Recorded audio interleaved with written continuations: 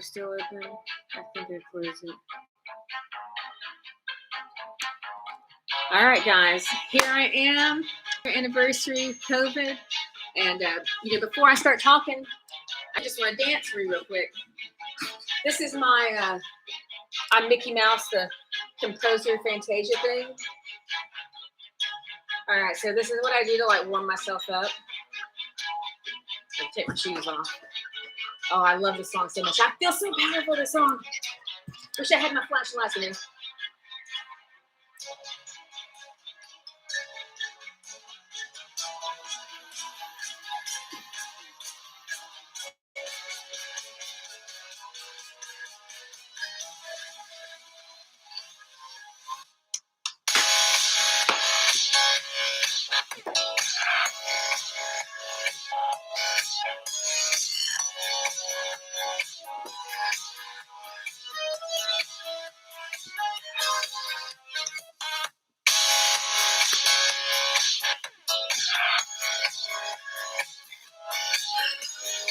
Right now we're pulling out negative energy from the system.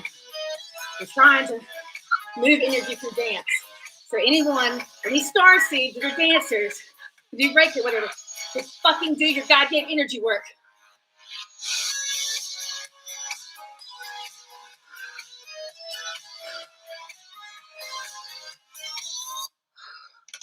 You need to see it in your mind.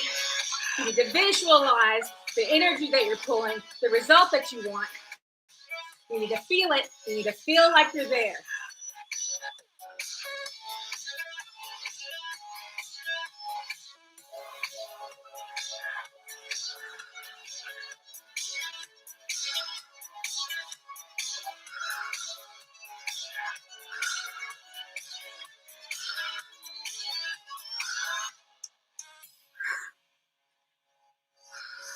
I feel something.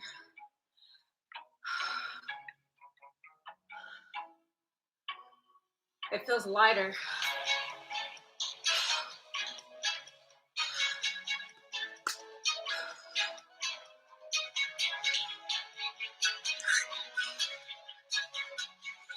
I still feel denseness in the chest. It's not as bad as before though.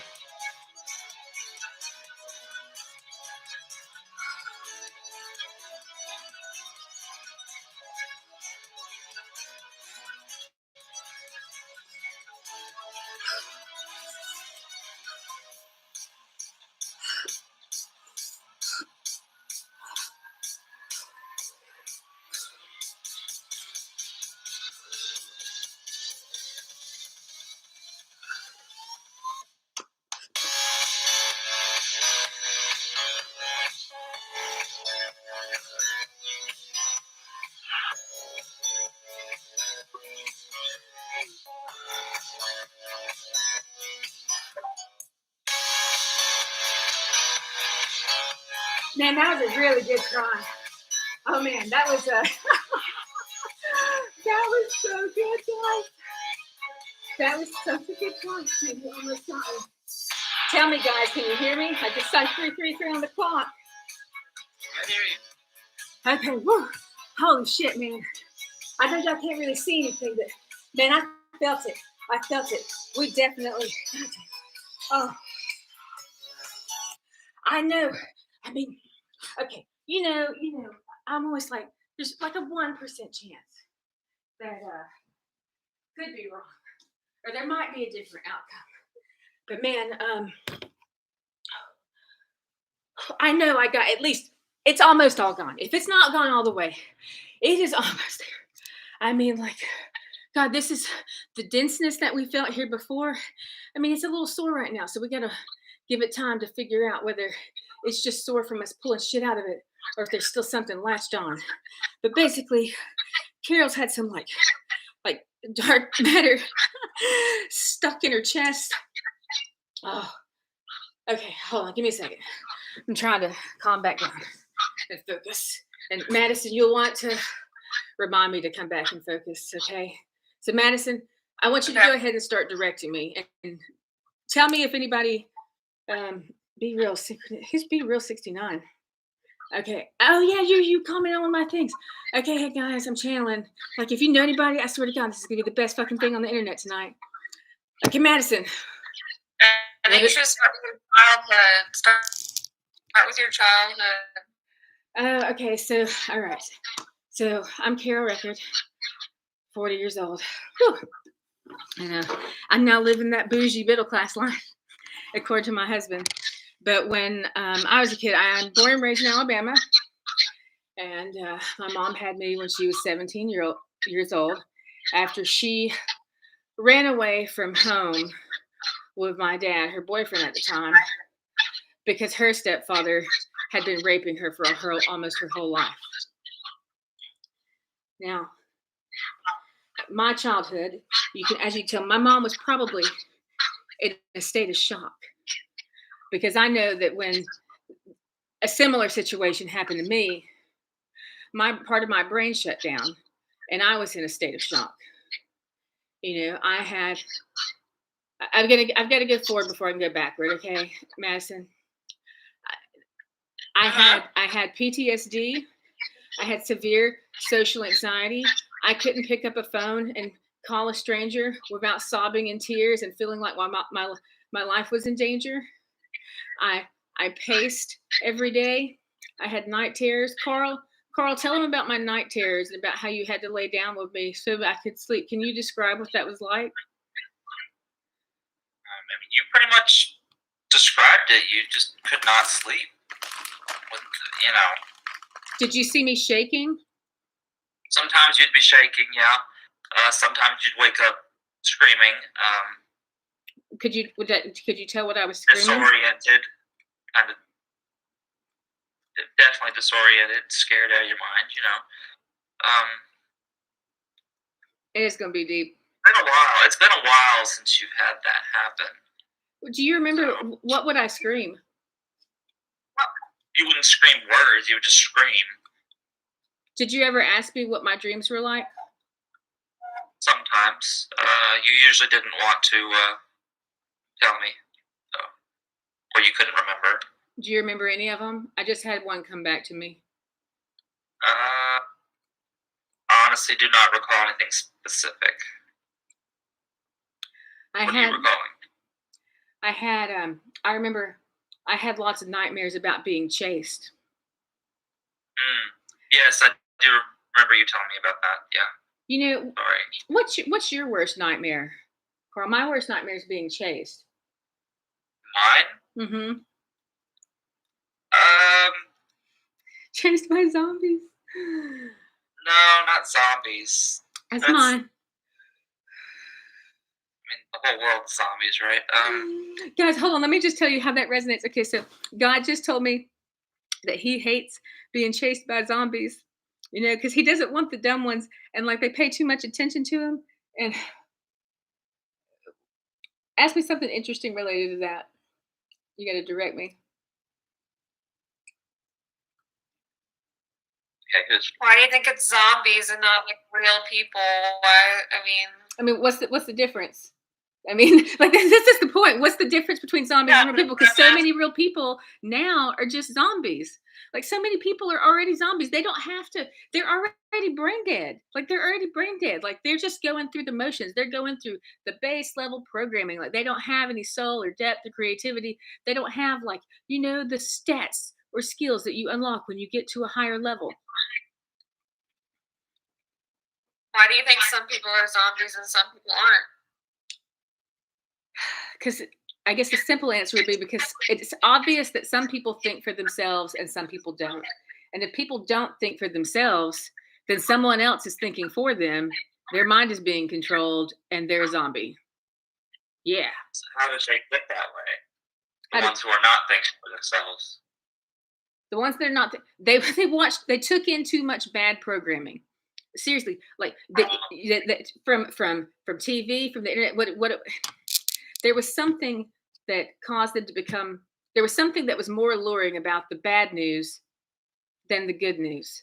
And the bad news took advantage of that. Let's see. Okay, fear motivates people. Okay, oh, I remember. Okay, so they've been using fear-based means of like motivation, and leveling up and stuff. And our team wants to use love-based motivation. And we're going to prove that love conquers all. But for some reason, people seem to be more, for some reason, fear. Okay, so if we're in a battle between love and fear seems to be winning right now. And it shouldn't be. Like that's not how it goes. But something is going on. I was once told that lower vibrational beings were invading because they're kind of draining us, like they're like little energy vampires or something. So I've also been told that the Earth is ever so slightly too close to the sun. We're supposed to be able to go outside without dying, of skin cancer. Okay, I need directing, guys, because I'm losing it again.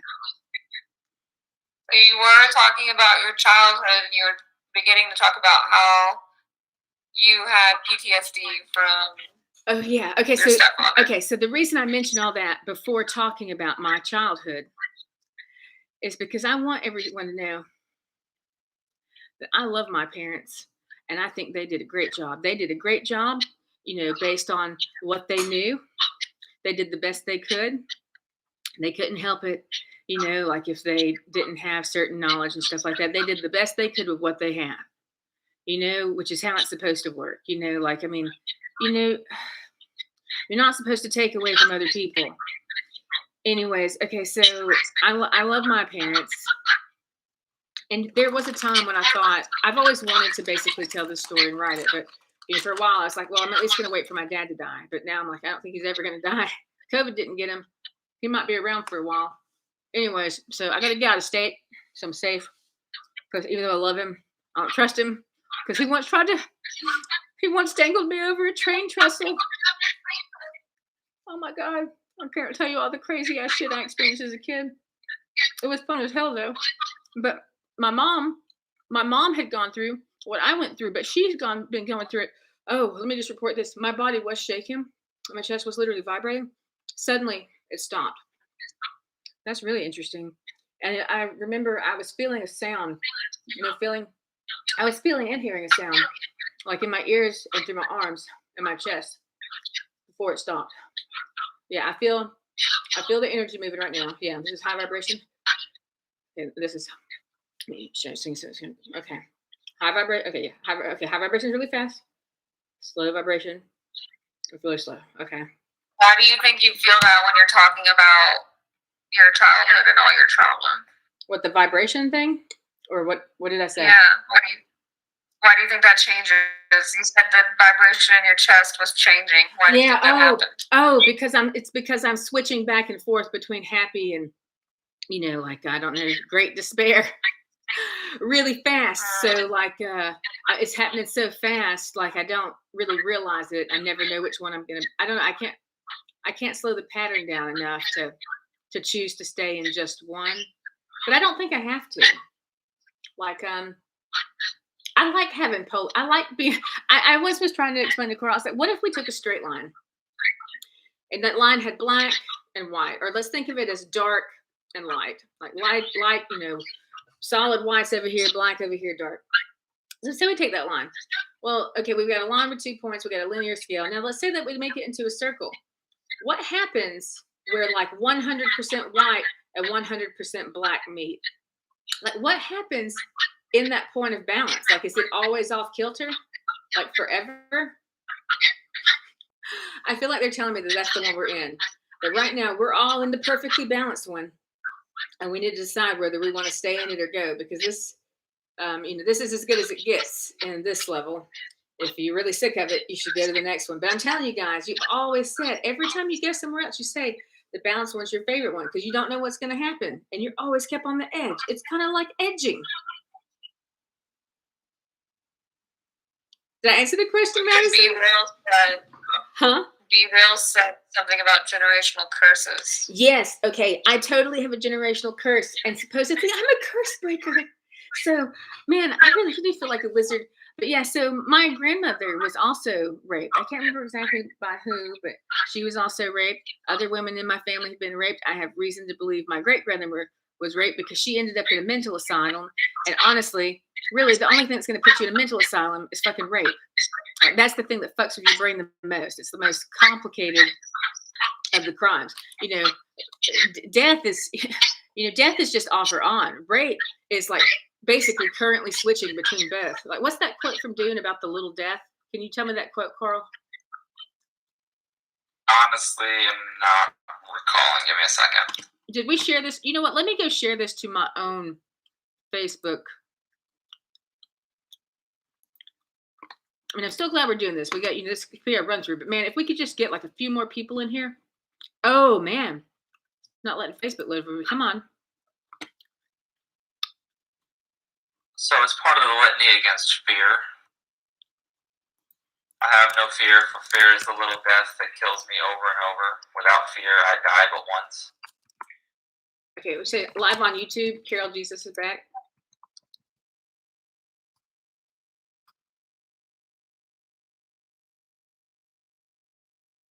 How's that sound, guys? Does that sound fun?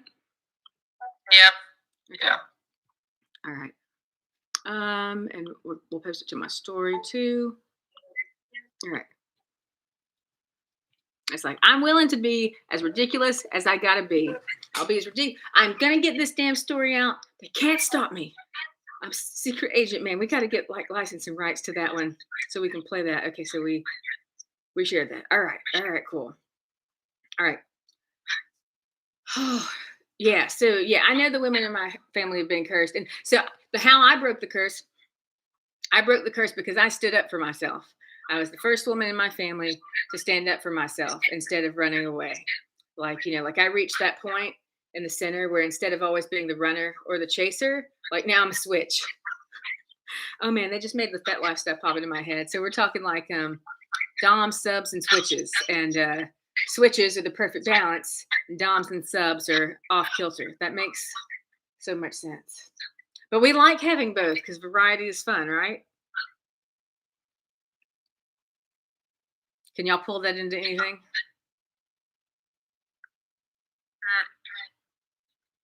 Feel free to ask me to like explain or elaborate on certain things, or like if you hear something, if you hear a word or a phrase that makes you curious, even if it's just a word, say the word, or let's play a game. All right, Madison, I want you to say a word and I'm going to say whatever word I associate with it. Okay. Hello. Pets. Ticks. Pets. Like dogs, animals. Yeah, I said ticks. I said no. That's what popped in my head. And come on, come on. Do you want to see how weird my brain is? Like, come on. Like, what are you gonna find out? What I want you to tick? Because dogs get ticks, and I remember having to pull ticks off of my dog as a kid, and I hated it. It was so gross. I didn't like it. And so when I hear pets, the memory I have the most was of pulling the damn ticks off of them. Okay.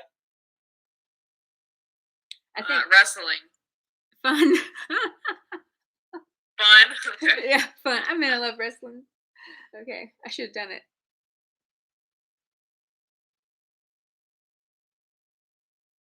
Guys, we lost that. Both of us to give you words. Well, no one's saying anything. Madison. You only asked Madison to do it. So yeah, but rude. Figs. Okay. Karl, make sure you kind of make sure we save these recordings. Boyfriend. Fun. One. Okay. I said fun. Boyfriends are fun. Oh. They're fun. Demon. Hot. Corset. What was the last one? Corset. Horset. What's a horset? Like corset. Morset. Corset. Can you write it? Bustier. Oh, boosty. Oh, corsets. Those are sexy. Those are sexy. Cinematography. Oh, I love cinematography. Fuck, this is word association. Let's pick one word. Magical.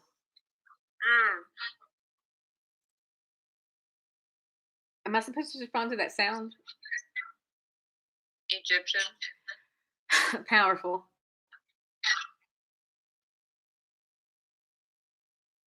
Reality TV. Oh, that's fucking garbage.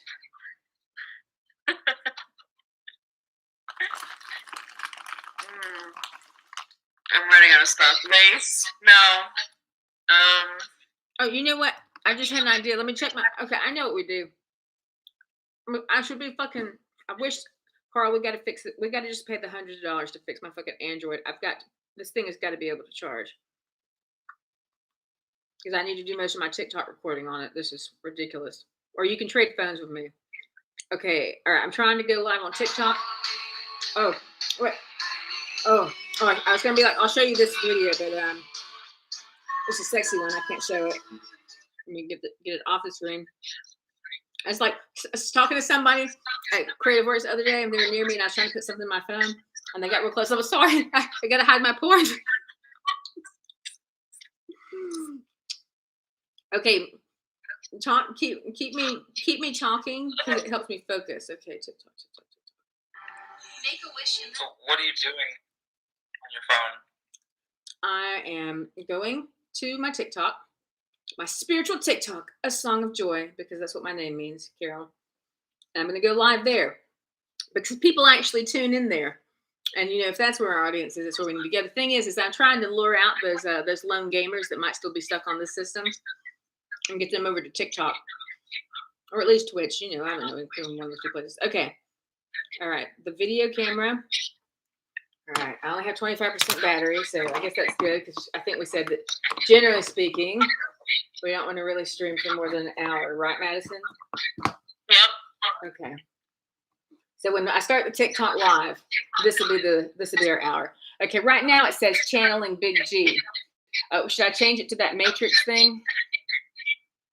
Yeah, I'm gonna be consistent. Yeah. The Matrix is screwed tonight. Should I capitalize Matrix? Yes. Yep. Matrix is. And Carl, I want you to use the @everyone ping in Discord. Use the @everyone ping and post a link to the TikTok and then a link to the YouTube. So both are in the Discord. And you can say, "Come join us, friends. Carol Jesus is back. And those that know will come." You might want to privately message Nombre too. Just, we can just throw out that invite. I'm pretty sure he betrayed us and went to the other side, but I'm really hoping he's a secret agent. Come on, Nombre. Secret agent, man. I'm counting on you. We were best buds. Wouldn't make any sense. I think he had to be acting. Okay, is this chat an interview? And should I add a live goal? I should probably add a live goal. Madison, I need you to direct me. Chat and interview. Chat and interview. Okay, so the option. Do you know what all the options are? Like they've got okay, we're going to gaming. We're going to gaming. We're going to go. We're going to be specific. We're going to be specific tonight. We're going to gaming and we're going to League of Legends because that's my current community. Okay, and what should my live goal be? Because I don't even know what these are. There's a describe my live goal. So mine says help me reach my live goal, and I'll do an energy dance, or should I say spirit dance? Yeah, do that. Okay. Sure. And then what's your goal? So I don't know. Let me ask Madison. So there's manage your goal, and it says add a gift, and then all these different little icons pop up. I guess it should be the GG for good game, but there are other ones. I wonder, do you know how these things work? People send them. So this is like them sending me money or something? Yeah. Okay. So what do you think my live? So right now, here I'll show you my phone. Mm-hmm. Right now it just says 1, but there's some that are 20, 50, 100. Like mine is currently set to 10. How many of these do I need? You think 10 is a good goal? You think 10 of these things is a dance is worth 10 of these things? Yeah. Okay. All right. So confirm, and I guess we'll do the good game thing.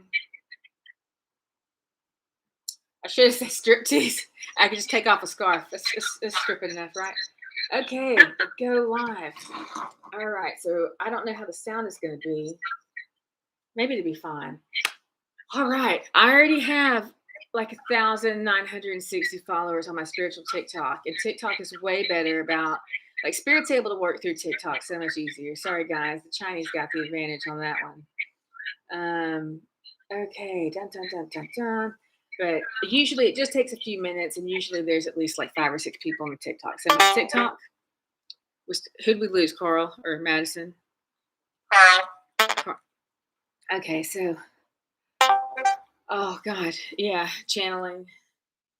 All right, well, I'll give this a What's the second. most memorable thing God has told you recently? That he loves me. Because he says it so much. It's the thing I remember the most because, like, I respond to repetition.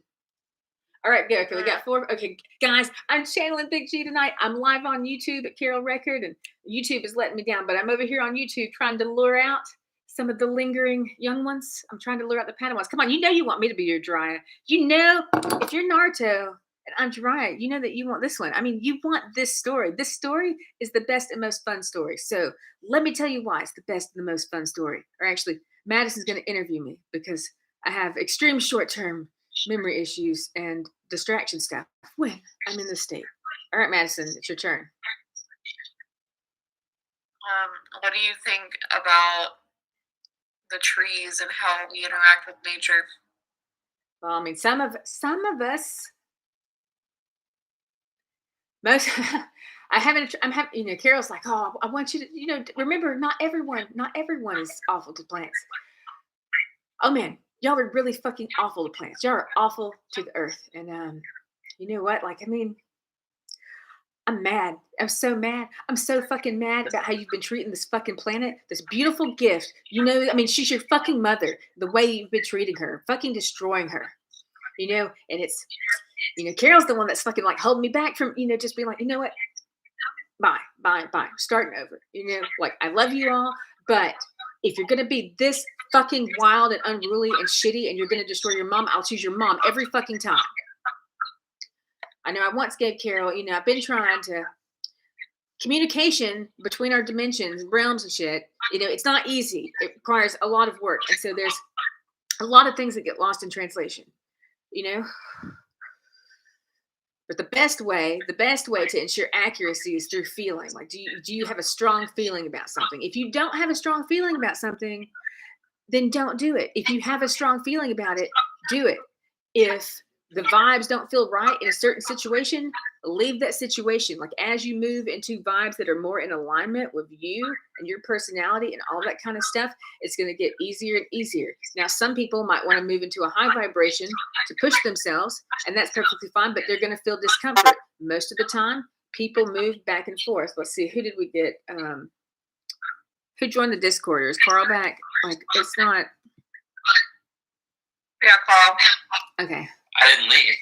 Okay, facing your fears is very difficult task. Okay, yeah. Okay, so that's it. Let me go to the Be Reals thing.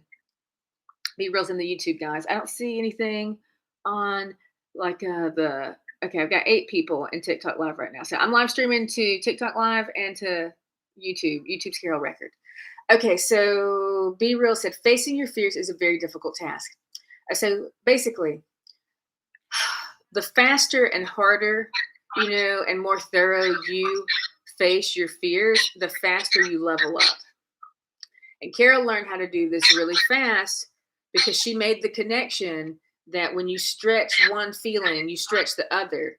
And there's, you know, like a yo-yo effect. Like you know, you start moving as you get to higher levels, you start moving back faster and faster and faster, you know. And okay, are y'all following? Okay, every now and then. Okay, guide me to okay. I need a little direction. What was that? What did it seem like I was saying? I was talking about fear of facing your fears.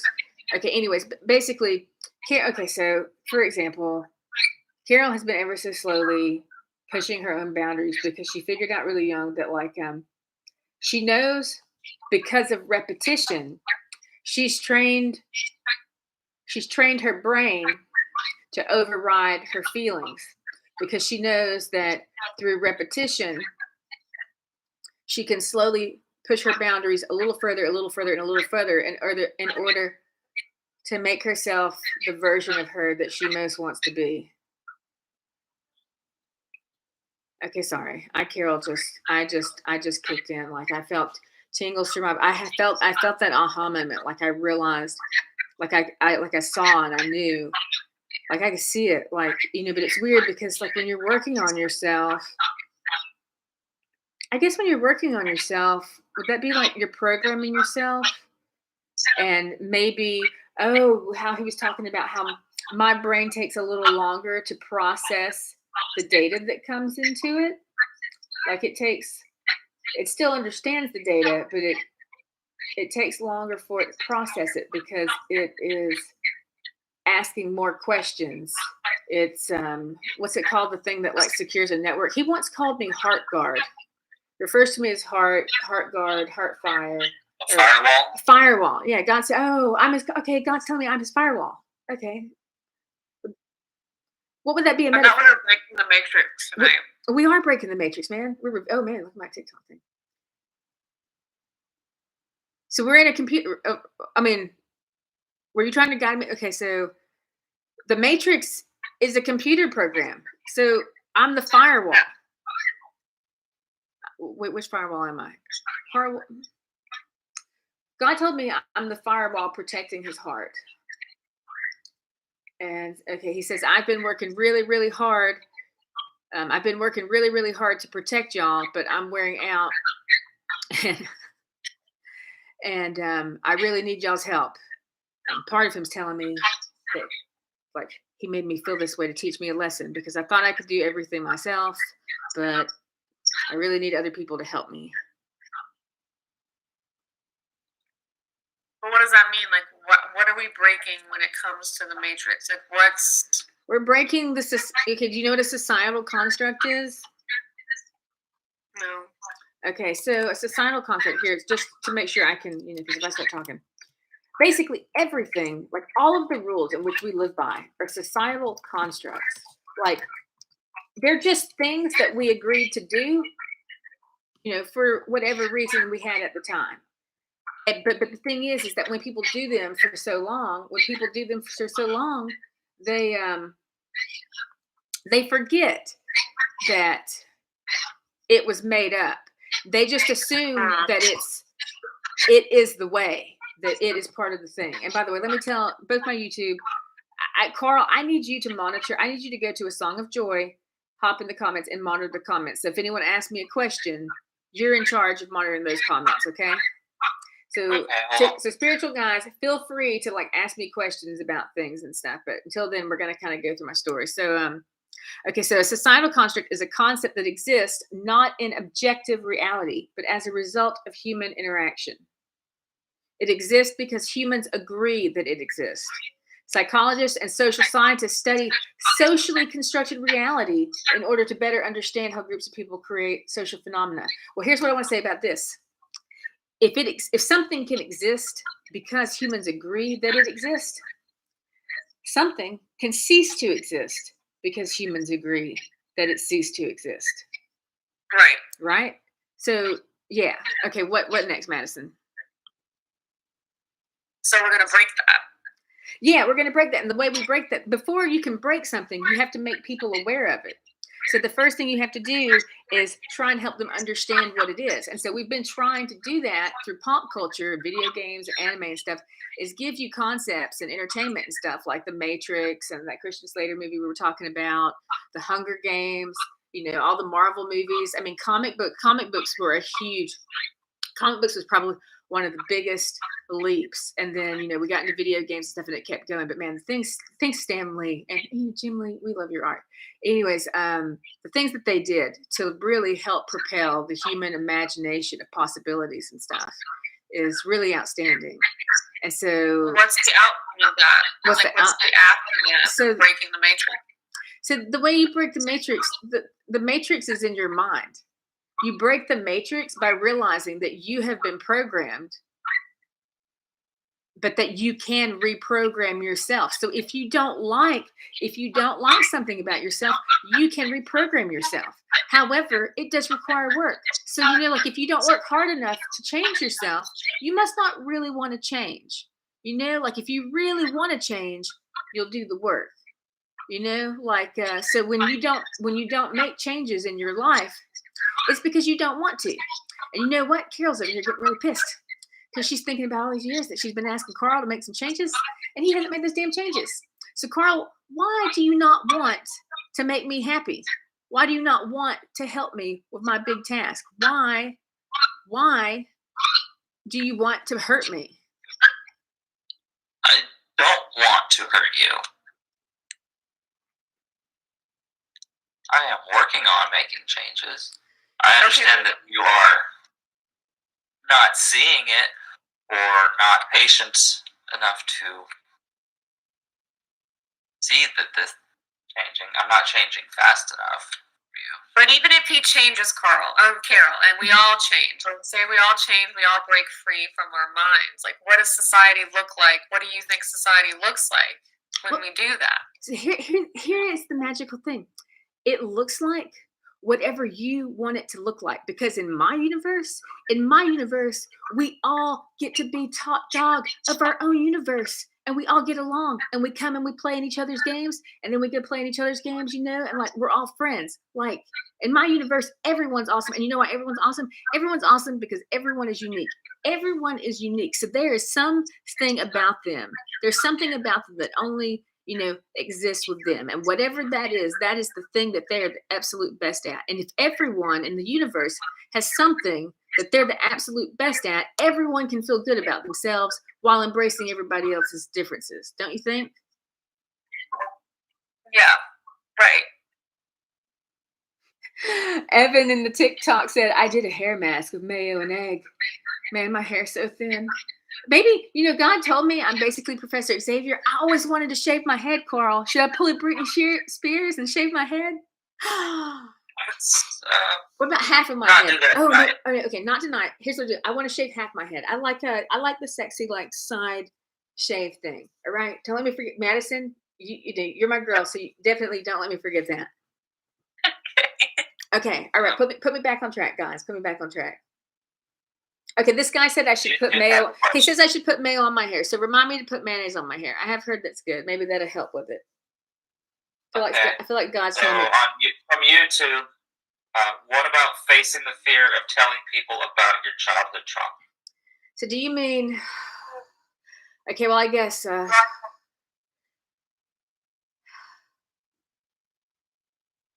were talking about facing fear is difficult, right?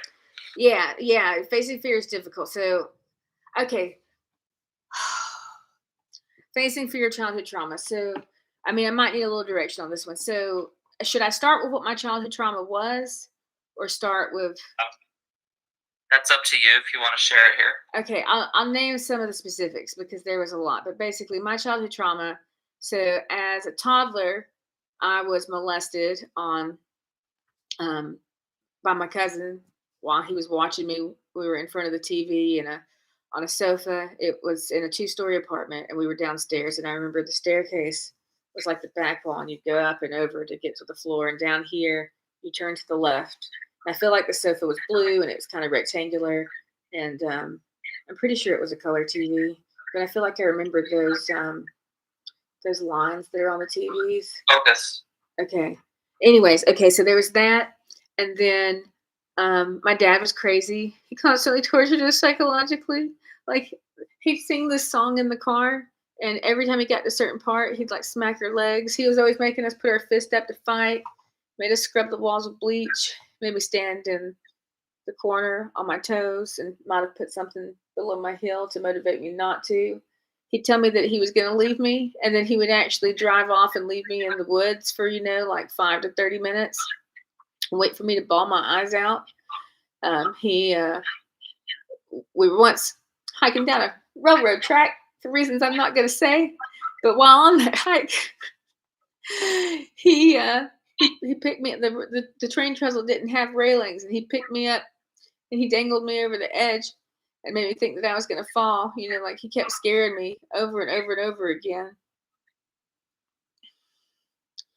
And right now I'm wondering, like, why was he trying to scare me? I feel like he was actually trying to scare me for a good reason. I feel like he was trying to make me strong because I asked God to make me strong. I asked God to make me strong, and so he gave me. I don't know if that was his goal, but it happened. He might not be conscious of the goal, but it would have been a part of his soul contract.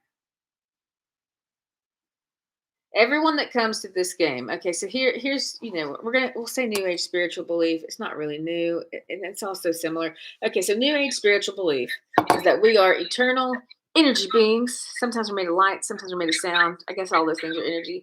Anyways, we're eternal energy beings also we are the universe experiencing itself. We are God experiencing it or themselves. And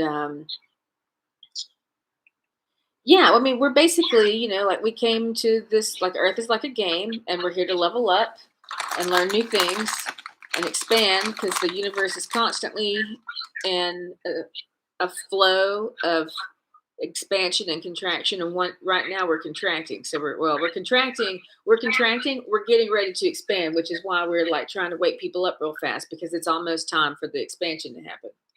And so we're infinitely expanding. And God says, no, there are no limits. It keeps going because it's cumulative. The more you learn, oh yeah, you realize that, Carol. You realize when you're a kid. That's why you prayed to be a vampire. You prayed to be a vampire because you know it's cumulative. And we keep going and going. What's it going to end? That's how you live forever. You were talking about how your dad was mean to you or abused you. Mm-hmm. And so what happened after that? How did the trauma keep going? Well, my dad, I think the second trauma happened after my parents' divorce, but my parents' divorce really did a number on me. It did a huge number on me. My parents got divorced. Apparently, I don't know what my parents were fighting about, but apparently my dad took me and my two siblings on a camping trip to Joe Wheeler State Park in North Alabama for like 3 days. He didn't tell my mom he was doing that. He was fucking with her for some reason. But, that's some pretty serious shit. You disappear with somebody's kids for 3 days. Maybe one day you're just a little upset, but 3 days and you're going to be thinking that they're like dead or something, And we had a great time. We had a great time with my dad on that trip. I still remember like the curve of one of the banks and the trees on the right side and what looking at the water looked like. And sitting around like a fire thing next to the green Volkswagen van thing. That was super fun. Like I can remember some visuals from it. But when we got back from that trip, my mom and police cars showed up, with lights, and I don't remember if there were sirens or not, but like it was really scary for me. I mean, I think I was only in like the first grade. How old are most people in the first grade, Karl? About 6. 6 or 7. Okay, so I guess that's adding up to my timeline because the next trauma I remember after my parents getting divorced, and let me just say this, I blamed it on my mom because she's the one that told me. So whoever delivers the bad news, like they get, like they get extra blame. Yeah, I mean it's not really fair, but it's kind of like the thing it is basically there's extra negative energy associated with that person because they delivered the bad news. It takes a while to get over that. But so I guess I was old enough to get to choose who I stayed with, but like I remember the police asking me who I wanted to stay with, and I wanted to stay with my dad. And I wanted to stay with my dad, not because I mean, it was really hard for me to choose to stay with my dad and to like leave, be separated from my siblings because I love my siblings so much. Oh man, I love them so much. They have no idea how much I love them. Like, I mean, I love them like they're my own kids. I always did. It made me so sad. It made me so sad when, they would get hurt or whatever. Like I remember when, like I'd be like a little bit too mean and they'd start to cry, like I'd like hug them and tickle them. And I always do the same thing to make them smile. Like I'd be like, you smell like chicken and act like I'm going to eat their arm and shit, and like every time it made them smile and it got them back in the right mood. So like, like I knew how to help get them like back in a happier state. And okay, trauma.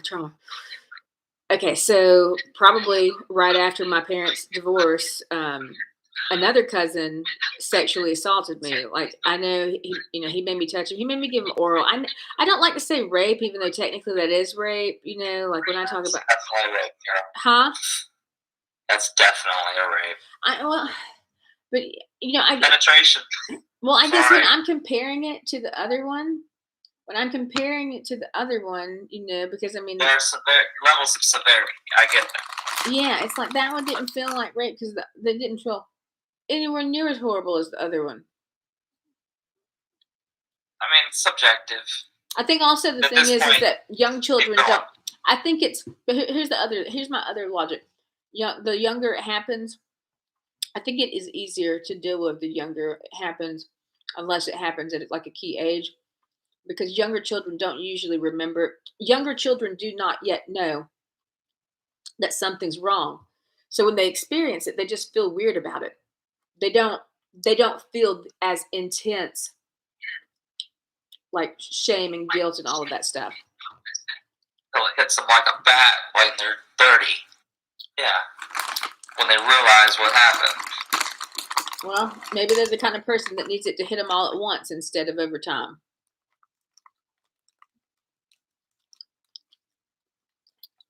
Keep going.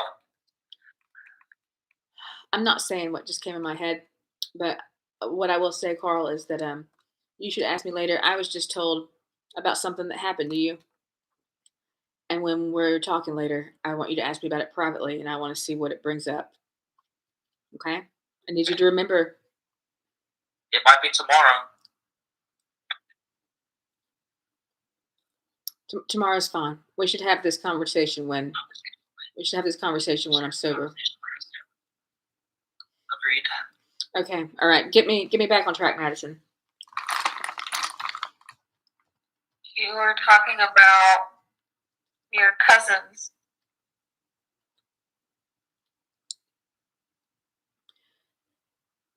Hold on.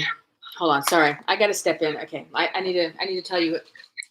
Here's what I want to talk about because it's going to take too long. I've already got I've already got YouTube videos about my Me Too stuff, so I don't need to say that here. You know what I need to say here? What I need to say here is my COVID experience. Okay. Okay. So hold on. Let me see if the iPhone starts because then I can hold the video up of I'm gonna show y'all if I can find one. I think one of them is on YouTube, isn't it? But the one I want to show them is the second or the third video. I think I have them. Karl, do you know we're online? I put those videos.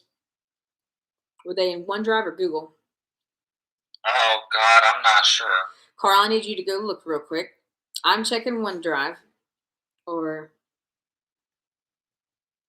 they might be on the server, which means we can't get to them right now. No, I put some in one of my drive. Let's see, what's the other ones?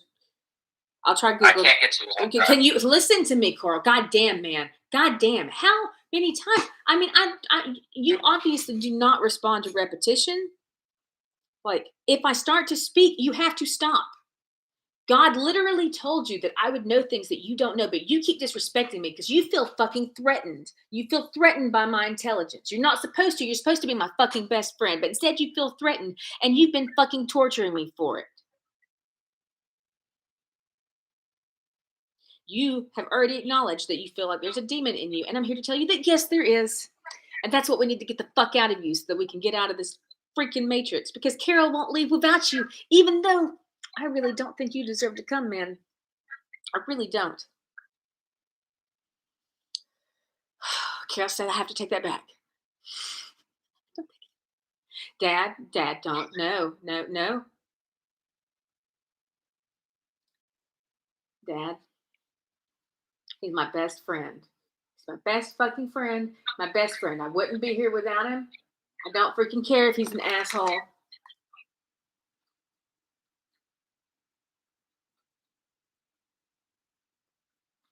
What do you have to say for yourself, Karl?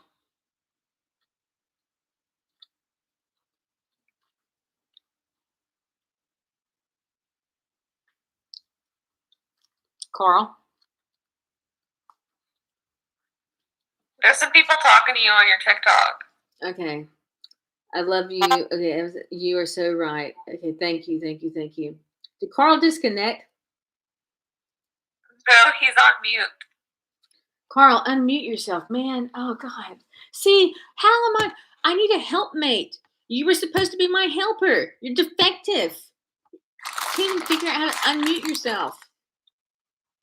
I leveled up all your skills. Why are you letting me down?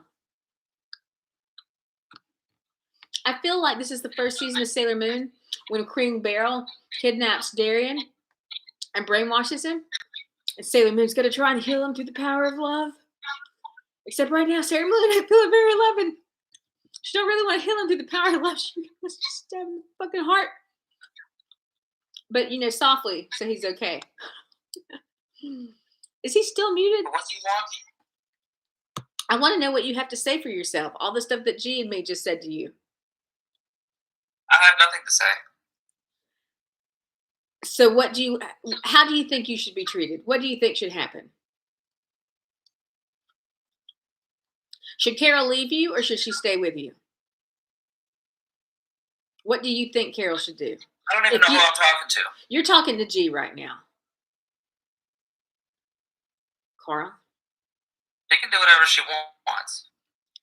What do you want her to do? Do you want her I to want stay her to with stay, you? obviously. You must not want her to stay very much, because why aren't you doing the work, Karl?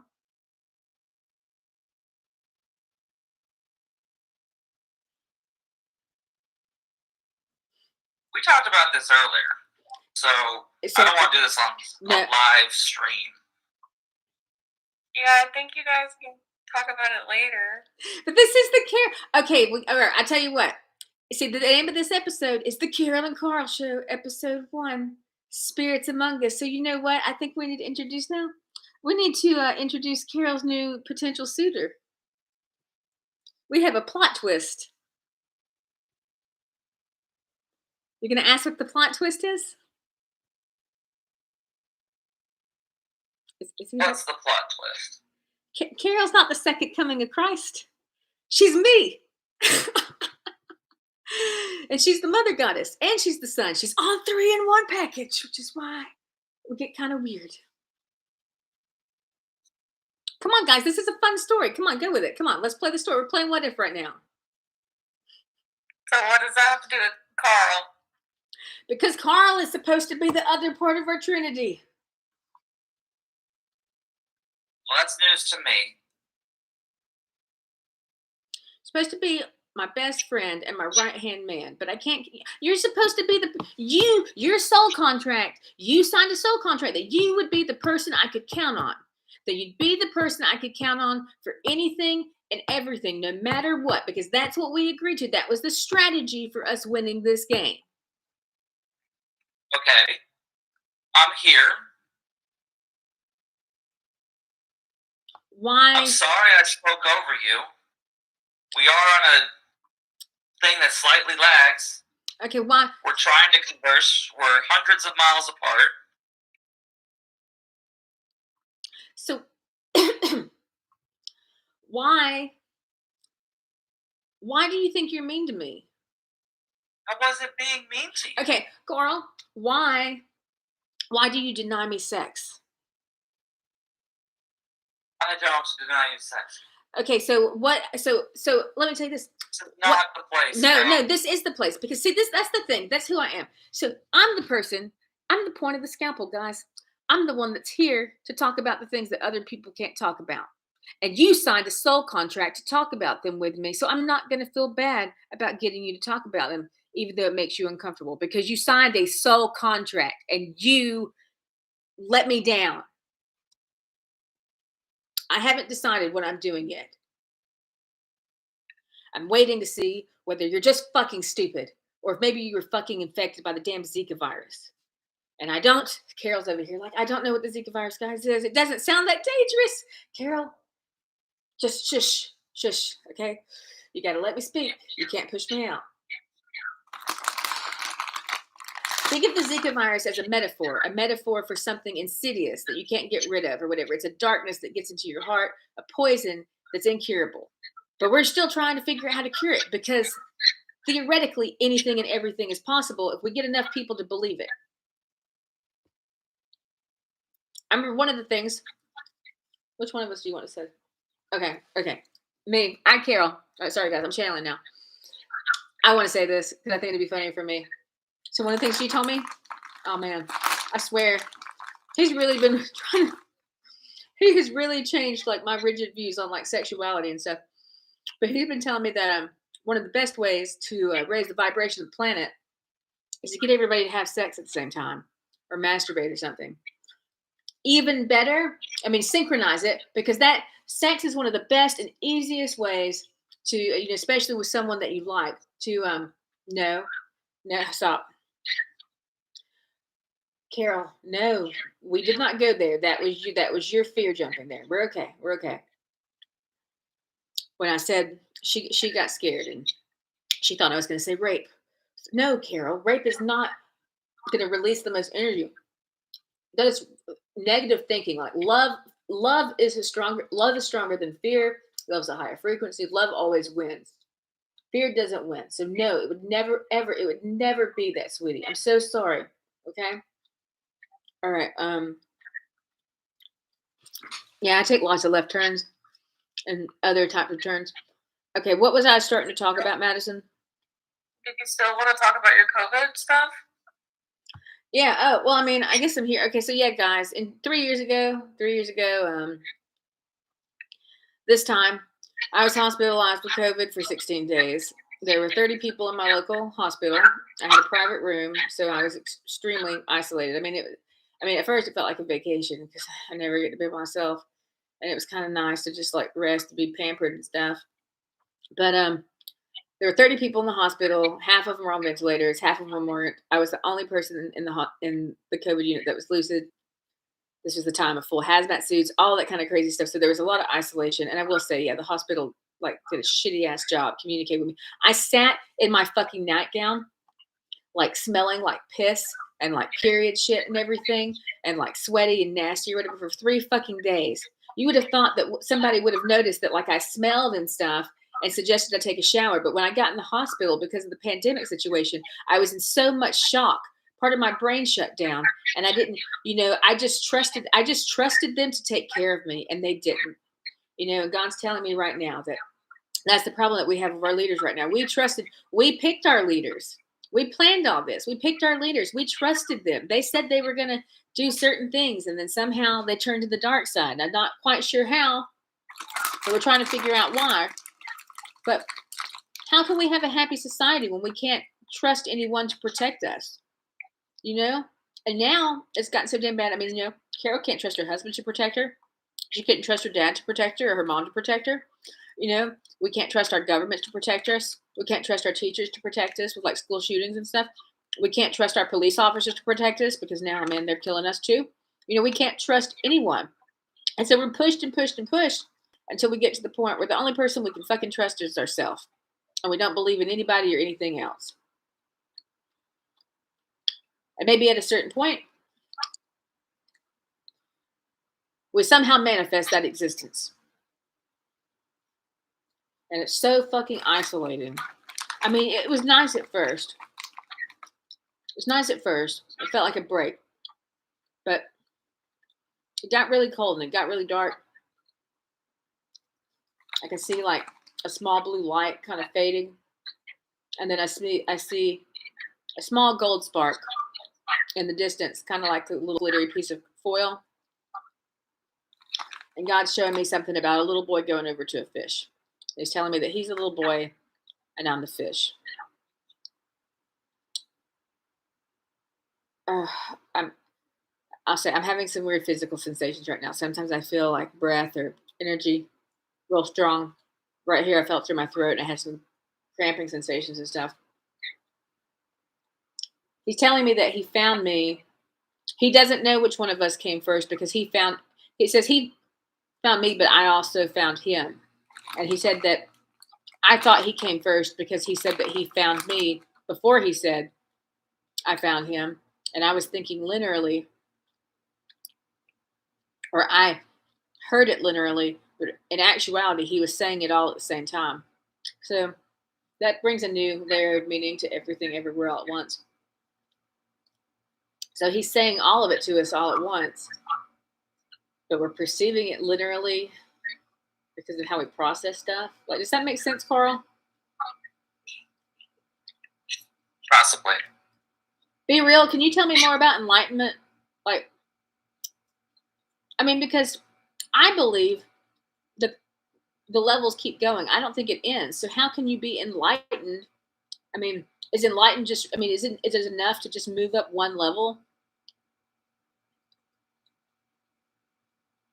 feel like God is telling me that there's levels to enlightenment. That it really is kind of like a video game. We keep adding to it collectively. Okay, I gotta stop eating these things. Karl, you'd probably like these. These are Gushers. I bought them because I went around the gas station buying all the snacks with the most pervy names. Okay, so I go avoid candy. all right, pull me back to my COVID experience. So I was isolated. I was afraid. I didn't know what my rights were. I didn't know what I could ask for. I didn't know the names of any of the people taking care of me. They didn't write on the board. I didn't know who to ask for help if I needed it. I didn't know what I could ask for. I didn't know what my state, the current state I was in was. I didn't know what I didn't even know what day it was. Like I didn't know anything. And it was like, that state of shock, it's like God's telling me I left my body. You can leave your body without dying, Carol. Like when you leave your body, it loses conscious thought. Because you are the thought. Remember that symbiotic relationship we talked about? Your body is your vessel, and you are your thought, your mind, your spirit. Well, I'm your soul, but why did I leave my body? Because you got scared and you didn't trust it, remember? You got scared and you didn't trust your body because the last time you felt that afraid, it let you down. So the last time you felt that afraid, okay, hold on. Madison, I want you to ask me about the first time I was raped in just a second. And that's related to that. Let me just see. I'm trying to check Google Drive and see, do I have any of the hospital videos here that I can pull up on the phone?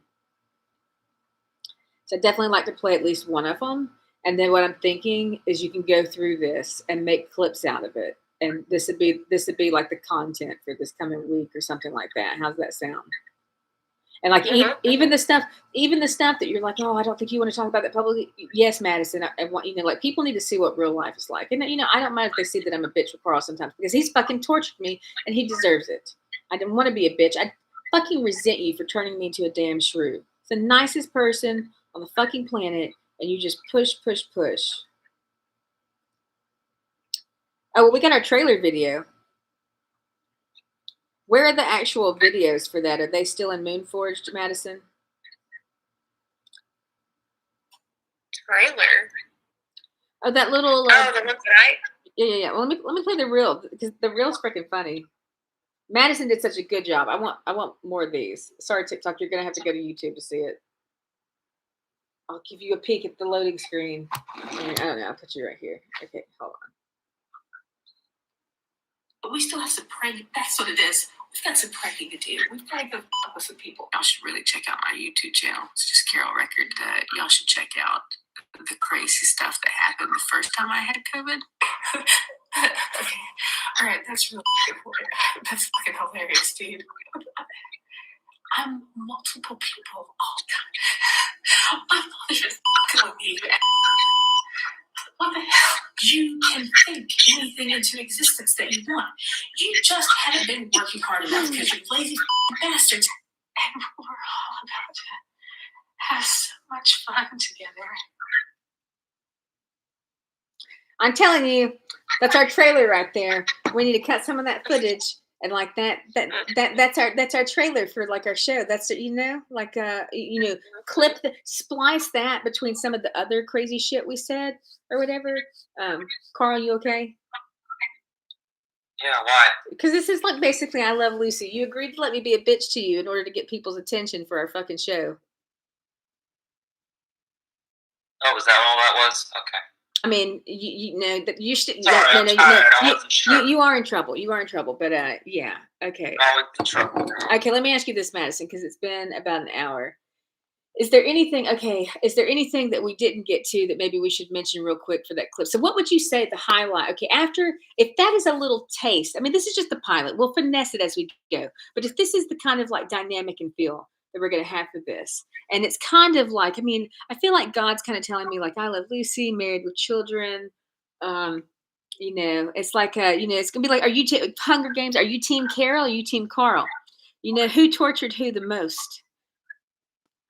No, you put me on the spot like that. You're having that to take it, Madison. I know you are. I'm gonna wait till episode 2 because I've only seen you attacking him. Oh no! I'm not asking you to choose a side. I'm telling you that's the vibe I want.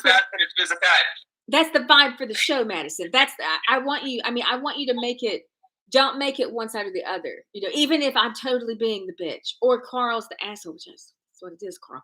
But I want you to make it look. I want you to make the trailers look like 50-50. Because it's going to make people more, they're going to want to know more because they're not going to have a decision. They're going to want to see a little more so they can make a decision like who's in the wrong there, You get what I'm saying? When did this become a game show? I think Karl's going to have to say a couple more things if in the next couple of episodes to figure out that trailer. Okay, so you think you think we need to do a few episodes and then evaluate, average the episodes together to see what they're like? Well, usually if one season comes out, it's a trailer of the whole season. Oh, okay. Oh, hey, I've got an idea, guys. Here's the idea. What if the first season of the Carol and Karl show, I just told people I'm starting this company, I want to change the world, all this kind of stuff. What if the first, the first scene of the Carol and Karl show is like a private viewing. You got private access to it or whatever. If you want to see the first season, you can pay or do something to access it now. But in the future, but if not, you're going to have to wait for both the first season and the second season to come out. Because some people, Carol made a note about this earlier. Some people like guessing what the next season is going to be more than they like actually watching the next season because they like their own ideas the best. And so those people are going to want to go ahead and watch it because they're going to want that time between seasons, to think about it, especially if we say this is going to be like a 40-year project.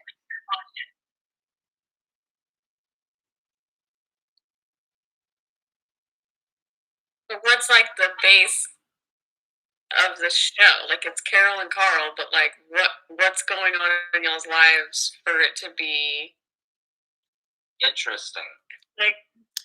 All of the things. So show. so Karl and I are now officially in an open marriage, semi separated. I want to have a baby. He doesn't want to give me. He doesn't want to give me a baby. I'm sharing a body with God. He doesn't want to be in a threesome with me and God. Just the normal, just the normal stuff, just the normal stuff, guys. Right? Doesn't everybody? I mean, everybody shares a body with somebody, right? What do you think? I think it just needs to be about the open marriage and trying to have a baby. The Carol and Karl show. That can be the whole first season. No, because episode 1 is plenty of no. Hey, listen to me. Okay, I am putting you in charge of directing me, but ultimately I have final say. And I'm not trying to be mean, but I have to get your attention because I want you to do this because you've got the attitude to stand up to me when you need to. But when I am telling you that God is telling me to do a certain thing, that is the thing we're going to do because ultimately he calls the ultimate shot. So he's saying, now I have to try and work really hard to remember what it was he was telling me.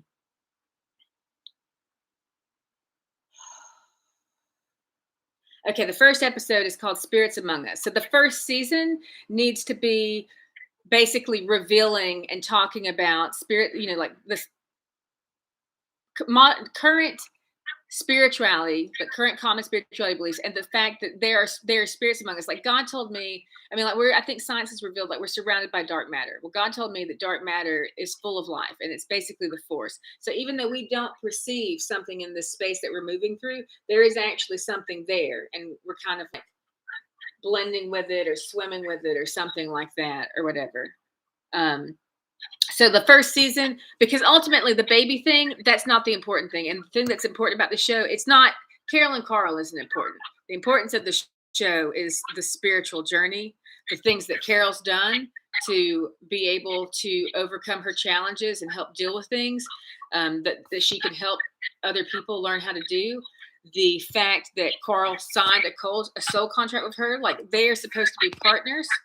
They're supposed to be partners, but he has not been a partner to her all of this time. He took care of some needs, but neglected her in others.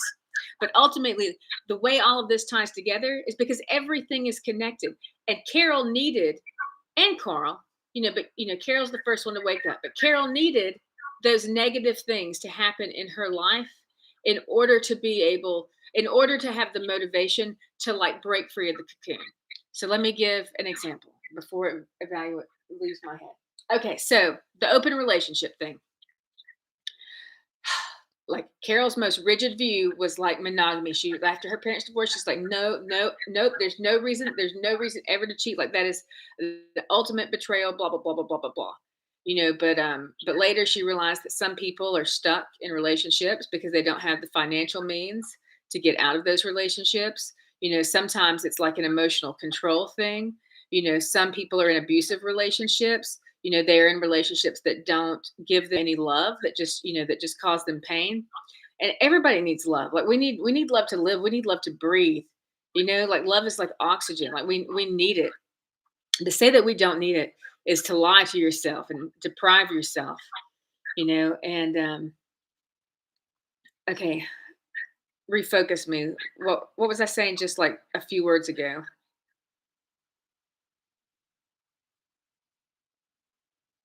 Basically, I can't quite remember either. God damn it. Okay, we might have to like maybe like type keywords in the chat, and then and if we type it in the chat, then the audience can see it too, and Carol will see it when it's on the screen. Okay, so to go, all right. Okay, so anyways, it's just the Carol and Karl show for fun, guys, because in order to, we have to give you examples. We have to give you examples. We have to give you examples of what it is you have to go through and of how complicated life is and of how we're trying to give you examples for you to look at so you could better understand, because we know that just seeing something, just reading something, like we need to activate as many of your senses as possible, but especially your feelings. And, people tend to respond the most to relationships, like, most people when they talk to Carol about her and Karl, they talk to, it's like they kind of treat them like they're a thing, like they're the ideal couple, and I just kind of want to show that, like nobody's perfect, everybody's got flaws, but sometimes we need these negative experiences to grow, because Karl denying Carol intimacy in multiple areas of their life forced her to eventually be so freaking starved that she did things she did not think that she would do, such as offer herself to someone. Nothing happened, but she did that. But something could have happened. She knows that she would have done something had they been receptive. They were very nice. But anyways, when that happened, okay, it's me, Carol again. Like I never thought, I mean, I didn't let myself even think about other people. I will say, I feel like this is still kind of somewhat natural, but I can notice that someone's attractive, but just because I see that they're attractive doesn't mean I'm attracted to them. Like I guess God's kind of telling me that like I'm really balanced. So like just because like I don't get pulled to the other side like as easily as things that aren't as balanced. I'm trying to stay focused.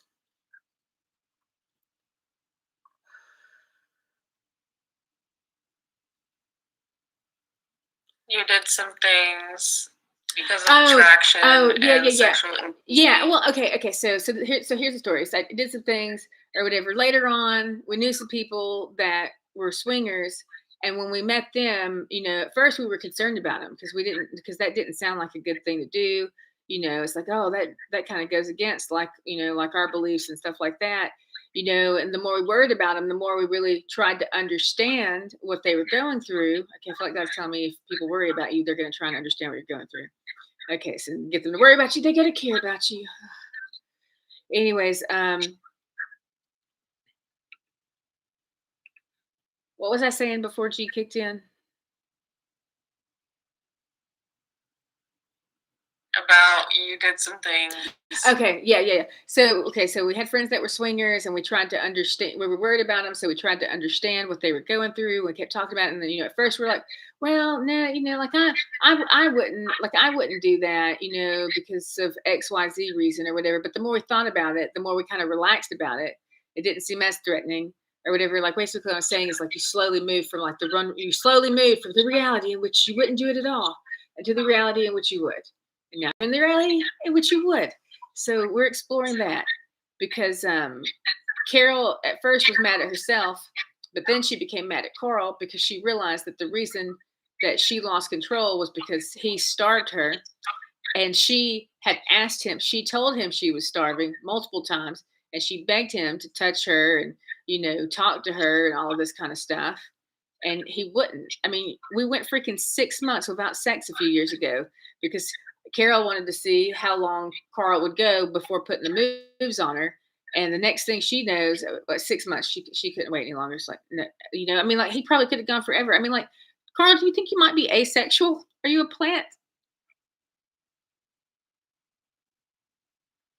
Karl? Okay, he must be. Sorry, muted. Oh, okay, muted. Okay, do you think you're asexual? No. Are you a plant? I was in the darkest pit of my life, and I don't have any excuses other than that. Why were you in the darkest pit of your life?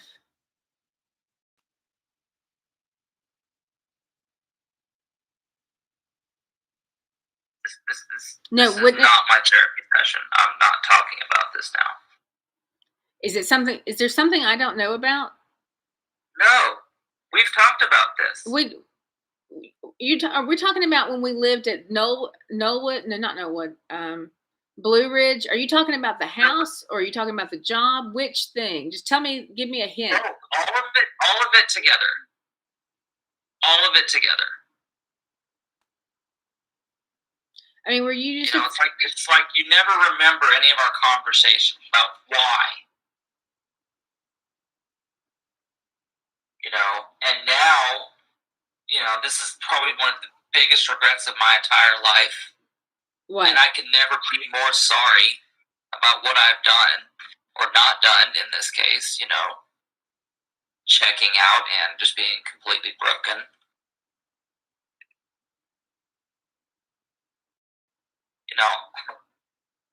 I don't want to air this out on fucking YouTube. Karl? Yes. You know how much pain you've put me through? And I do. You already know that you already agreed to this, Karl. You agreed to this over a year ago when we talked about the Carol and Karl show. We agreed that we were going to tackle the hard things. And you know what? You should want to tackle the hard things, and you should want to tackle them the hard way, because when we get through them, we're going to be stronger than anything. And didn't we say that we want to be like the strongest fucking power couple in the world? Well, I need to level you the fuck up. So we've got to work through the hardship, and we've got to do it. We've got to do the fucking work. I thought we were doing the work. I didn't realize it required open humiliation. Karl, you seem to require the extremes to motivate you. And I'm still not sure. Because you don't seem to think I'm doing anything. You're not, Karl. You're not doing it. Karl, you are moving so slow. You are moving so slow, Karl. I can't, Karl. I told you, I'm probably too much for you. Just let me leave. Just tell me I'm too much for you. We can work out the rest of the stuff. We'll always be friends. Because, Karl, do you really expect me to wait? Do you expect me to wait another 20 years for you to touch me? For you to talk to me? That's not how it's going now. Karl, it's still going crazy slow. Karl, here's what you don't understand. Just because I waited 20 years, Karl. I waited 20 years. I told you I'd give you 5 at the most. And right now, your progress report is not looking good. So you need to work on your speed, because who knows what humps the next 5 years are going to have. You need to be going at this hard right now.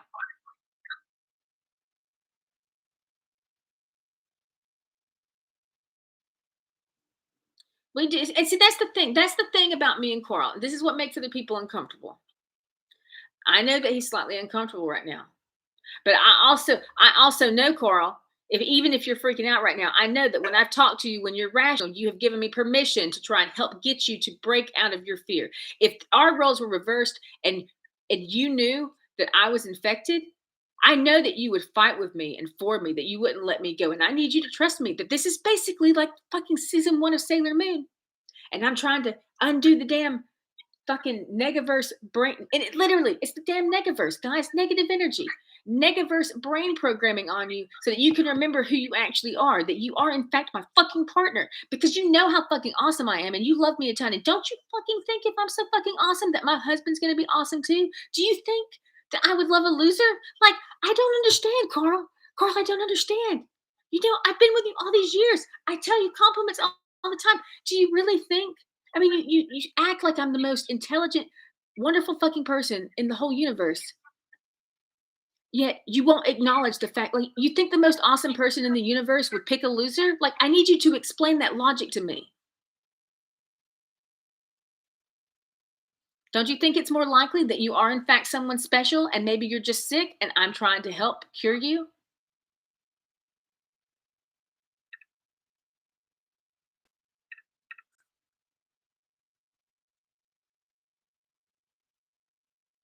Which story do you want to live in, Carl? Do you want to live in the one where we fight and break up, or do you want to live in the one where secretly I've been fighting for you all this time and there isn't, in fact, hope and you're awesome, just like me? We're all fucking awesome.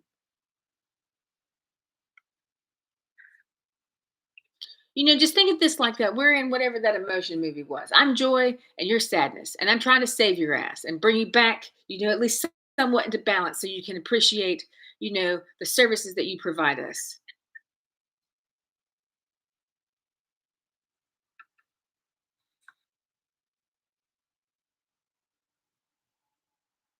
Someone named Justin Merrill says he's coming to see me soon. Okay, Justin, I don't know who you are. Okay. I mean, Carl, can you answer the question? Which of those stories do you want to live in? I want to live in the success story. Even if the But I feel like, never mind. My question is, you want to live in the success story, even if it means that you have amnesia and you get really pissed off and do you trust Carol enough? The question is, do you trust Carol? Do you trust me? I think so. Despite all my crazy ass shit. You don't seem to trust me, so. Okay, well, this isn't about you right now, Carl. So you always make everything about you. Okay, so here's what I want you to do. No, you do this. Listen to me. Here's what I want you to say, Carl. You say you trust me. You trust me with that second situation. I want you to explain why you trust me. Why do you trust Carol? What is it that makes you trust Carol so much, even though, like we're being, really mean right now? Or it's not mean, it's tough love.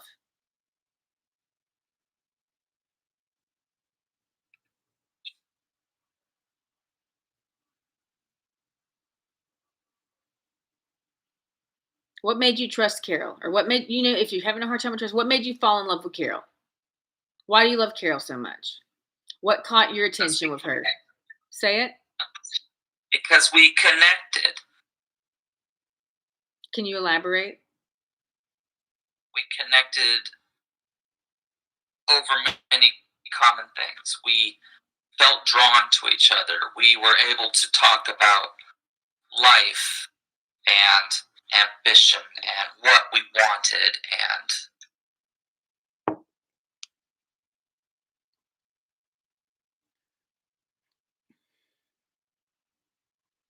What was the first thing you noticed about Carol? Said the first thing that pops in your head. I felt less miserable when I was around you. You think that's probably because she's so positive? Probably. So it would be pretty accurate to say that, like your charge would be negative compared to hers. Right.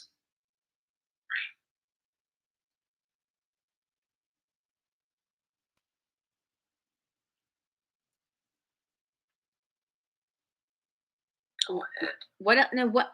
I want you. I want you to tell people why you love Carol. Why do you love Carol?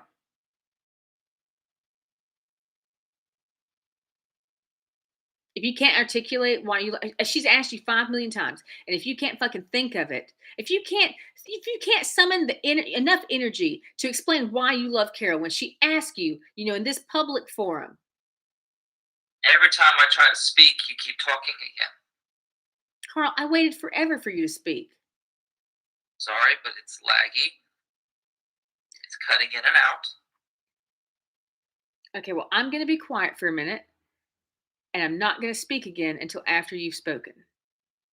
So why do you love Carol? I love Carol because probably one of the first people to ever actually show me love, real love, not just programmed love.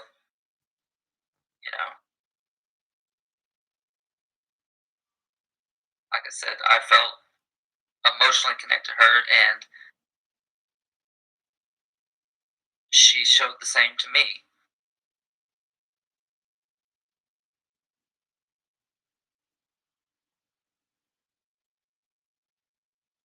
Can you share So, some more with us?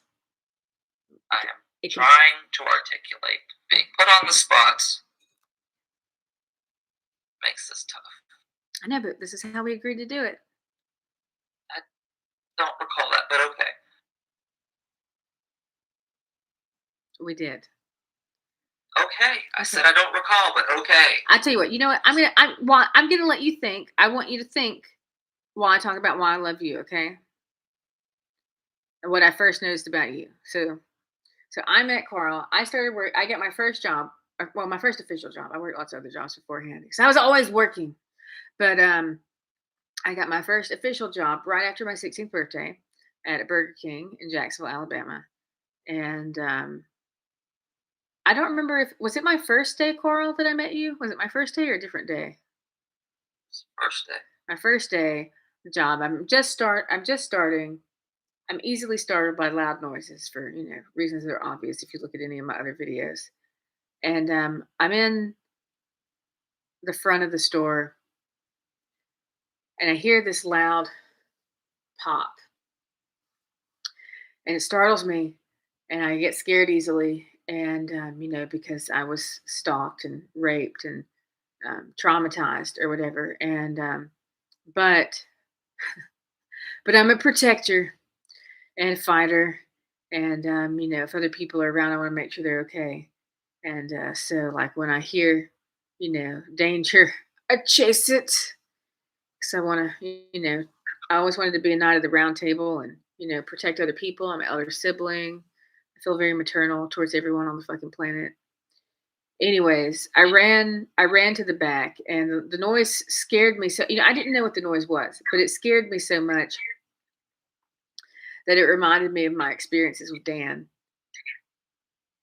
Did I tell you about being raped then, Karl? What did I tell you about this? Did I tell you that? Or what did I tell you? Not that day, no. What did what was the reason for my startlement that I gave you? Just that you heard a loud noise. Did I tell you I was scared? You seemed startled, but you didn't say it outright. Well, I remember that I heard that loud noise. And I ran to the back to investigate. And then I met you, and I remember you made me feel safe. And I don't remember what you said or what you did. Maybe it was just like your vibe, but you made me feel safe, and I felt like we were instant friends. Is that how you experienced it? Yes. Someone who has never felt like he belonged, who's always had a bad self-image, self-esteem issues, and just afraid to talk to people in general. Because whatever reasons, you were very accepting. You were like a light. I never felt more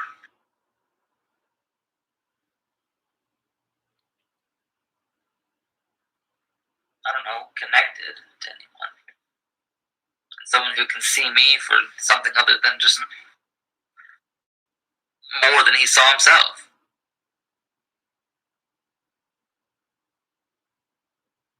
I guess safe. Safe's a good word, like you said. So did you feel unsafe before you met me? I don't know about unsafe.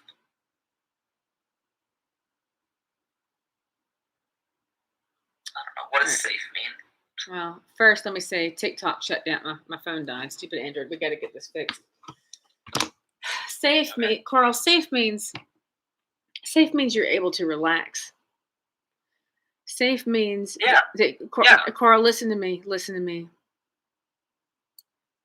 Safe means feeling loved. It means feeling secured. It's like a warm hug with someone that genuinely cares about you. Someone you trust that they'll watch your back. Since you can't see behind you. Just people that you can trust with things, right? And if you have trust, then you feel safe. At least most of the time. Yeah, be real said. Yin and yang. I love the yin and yang. We are like yin and yang. Agreed. That's it. Growing up in a household with parents that say they love you, but you're programmed into a religion that's constantly basically making you feel shame constantly. How do you relax and feel safe in that?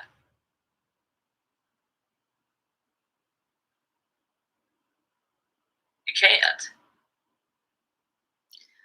Carl, let me just say that if I find out that the things that I'm being shown in my mind are real and really happen to you,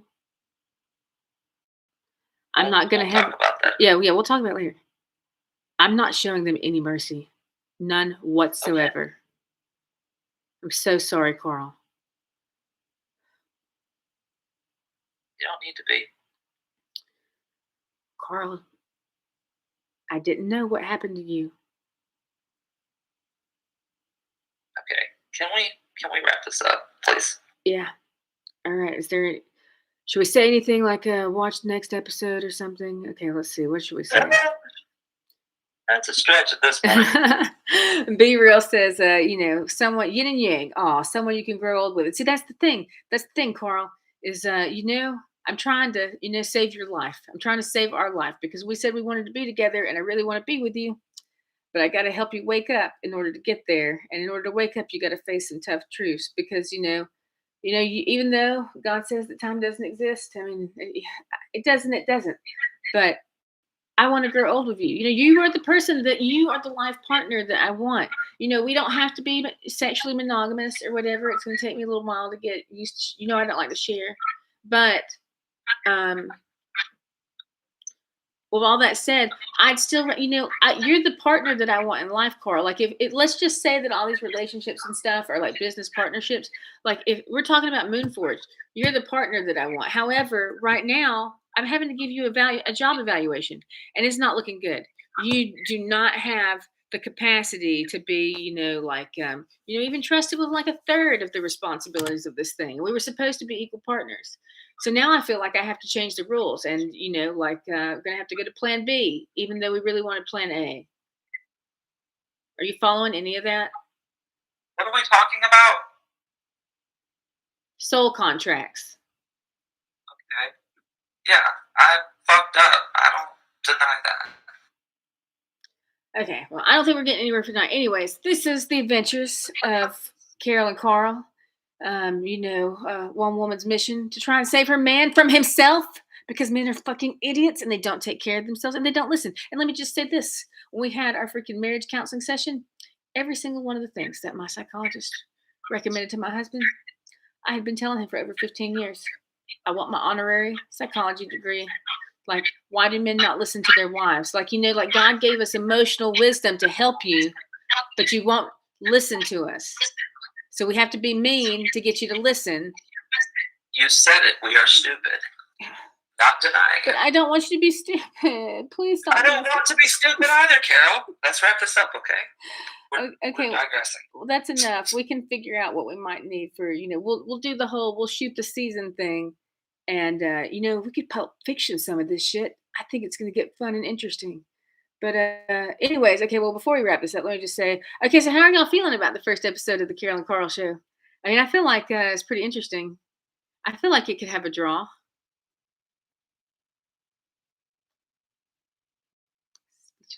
It's a good sign. Your E69 friend seems to enjoy it. So.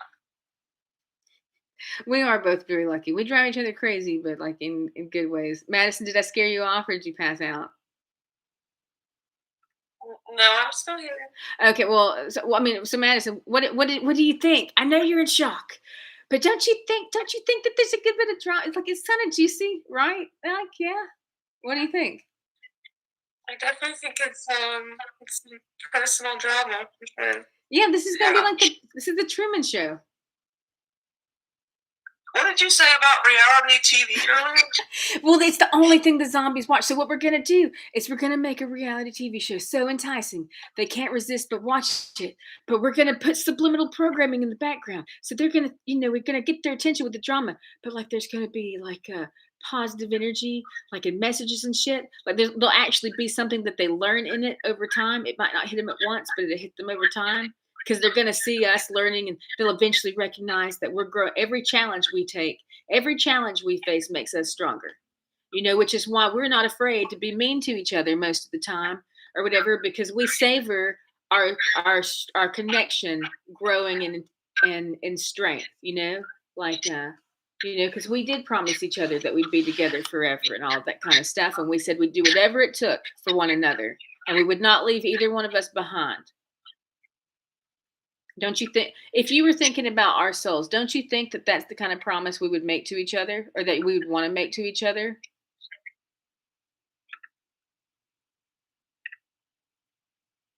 Yes. Yeah. Okay. Of course.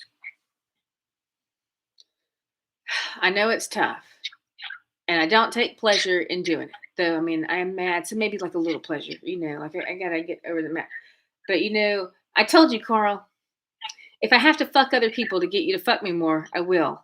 And so if I have to be mean to you to get you to work harder to save our marriage, I'll do it. And if I have to freaking out every fucking crazy ass thing about myself on the damn internet to save you and me, I will do it, Karl, because I love you and I'll do whatever it takes. I'll become a fucking cam girl to make enough money to start this business so that I can change the world and find someone that can help me figure out what the fuck is wrong with you so that I can save your life, okay?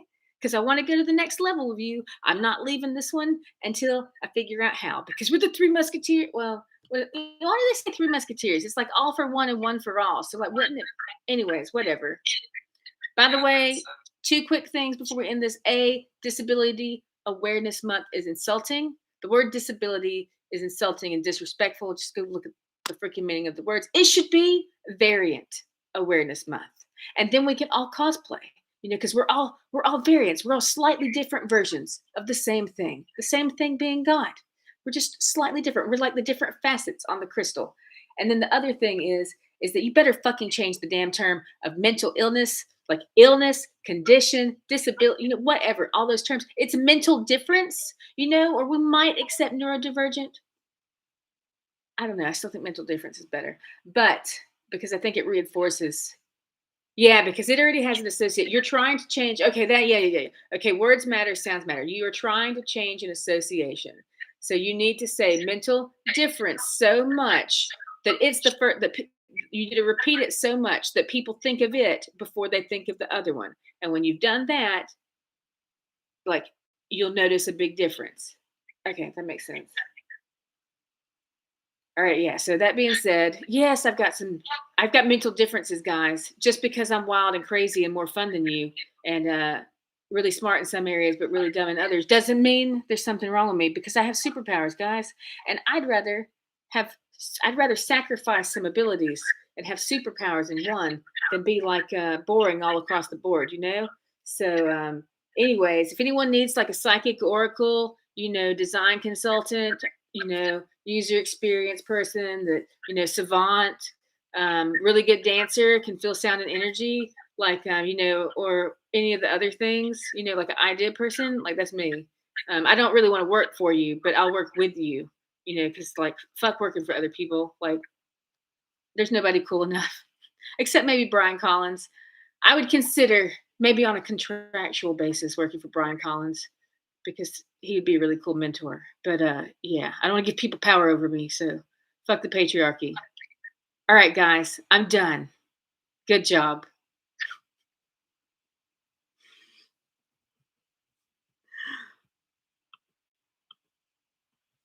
Okay, ending the stream. All right, guys.